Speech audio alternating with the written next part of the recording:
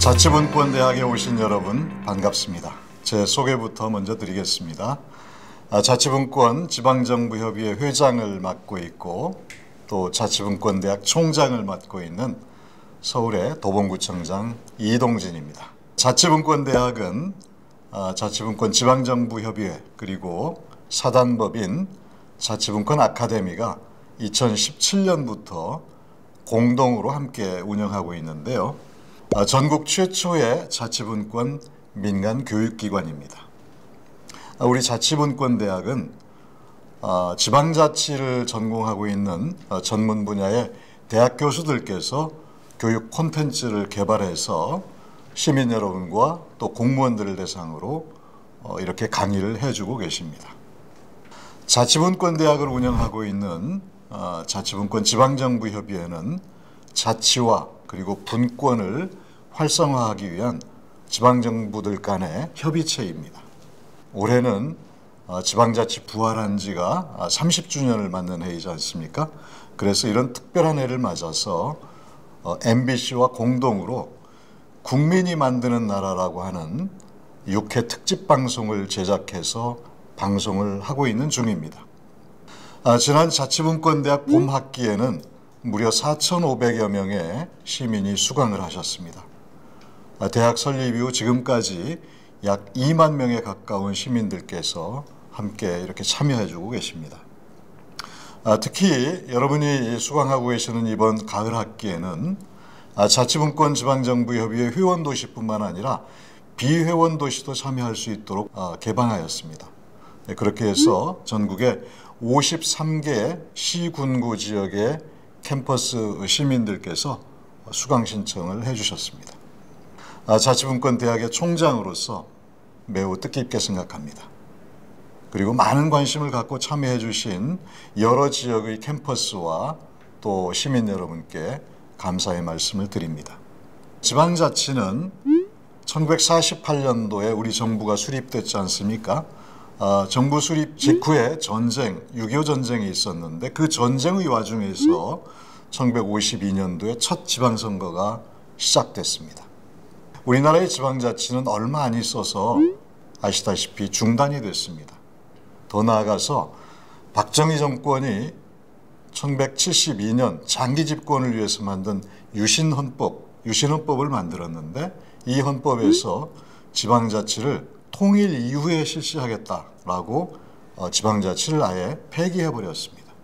그러다가 1987년 6월 달에 이른바 6월 항쟁이라고 일컬어지는 민주주의를 위한 열화와 같은 시민들의 노력이 있었는데 그로 인해서 87년에 새로운 헌법이 만들어지지 않습니까?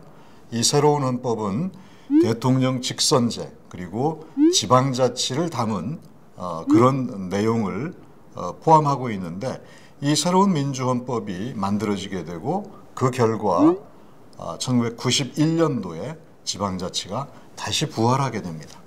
이처럼 지방자치는 우여곡절을 거쳐서 오늘에 이르게 되는데요. 다시 말씀드리면 우리나라의 이 지방자치의 역사는 우리나라의 민주주의 역사와 궤를 같이 했다고 볼 수가 있는 것입니다. 민주주의가 후퇴하면 지방자치도 후퇴해왔고 민주주의가 전진하면 또 지방자치도 전진하는 그런 민주주의 역사 자체였다고 할 수 있을 것입니다. 올해는 지방자치 30년을 맞는 매우 뜻깊은 해입니다. 지방자치가 부활한 지 30년 되는 해입니다. 많은 분들의 노력으로 작년 12월 국회에서 지방자치법 전부 개정안이 통과가 됐습니다. 이제 새로운 단계의 지방자치, 다시 말씀드려서 자치분권 2.0 시대를 열어나갈 수 있는 제도적 기반이 비로소 마련됐다고 할 수 있을 것입니다. 작년 말에 전면 개정된 이 지방자치법은 지방정부와 지방의회의 권한을 일부 강화했지만 그보다도 더 중요한, 무엇보다 더 중요한 것은 주민의 권한을 강화한 것이라고 할 수 있을 것입니다.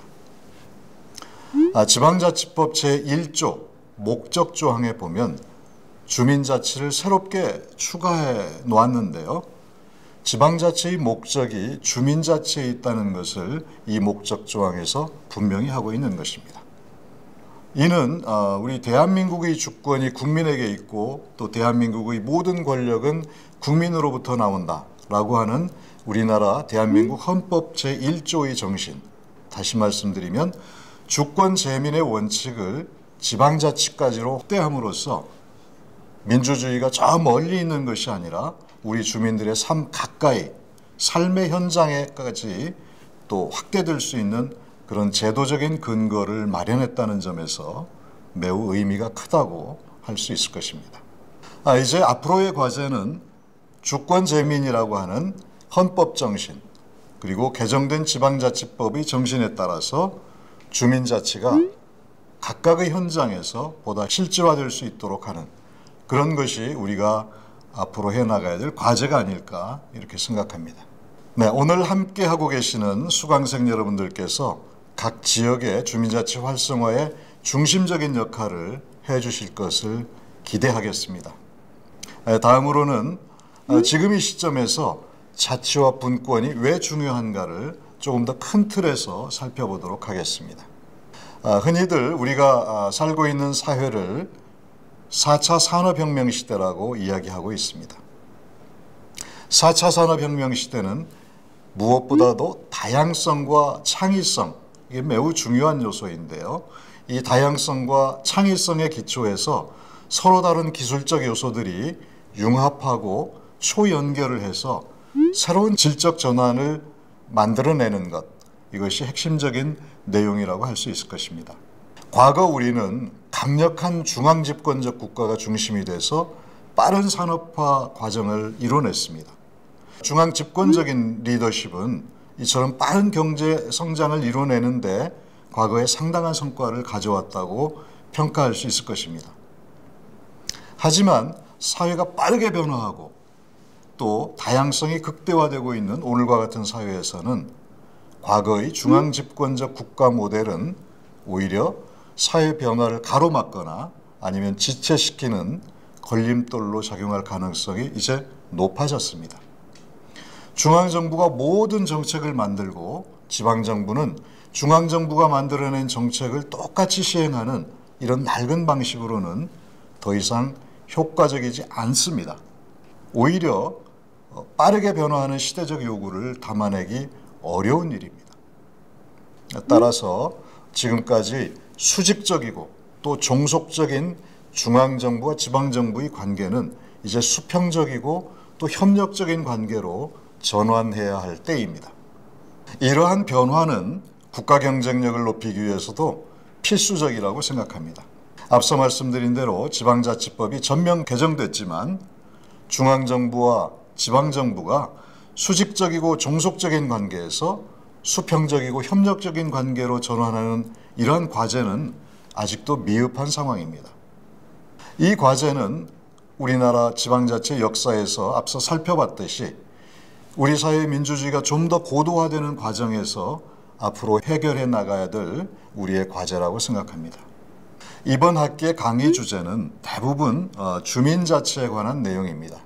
앞서 말씀드린 대로 개정된 지방자치법 제1조 지방자치의 목적에 관한 규정에서는 주민의 지방자치 행정 참여를 명시함으로써 지방자치의 본질이 주민 참여에 있음을 분명히 하고 있습니다.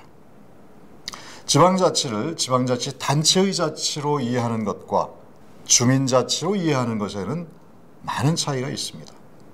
이번 지방자치법 개정의 핵심은 지방자치가 주민의 참여를 통해서 아래로부터의 민주주의 그리고 풀뿌리 민주주의를 실현하는 데 있음을 분명히 했다는데 큰 의미가 있을 것입니다.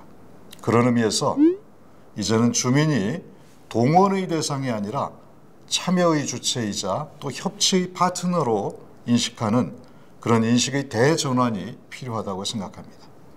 다시 말씀드려서 자치분권 2.0 시대는 지방정부와 지방의회를 넘어서 이제는 주민이 중심이 되는 그런 시대가 되어야 한다고 생각합니다.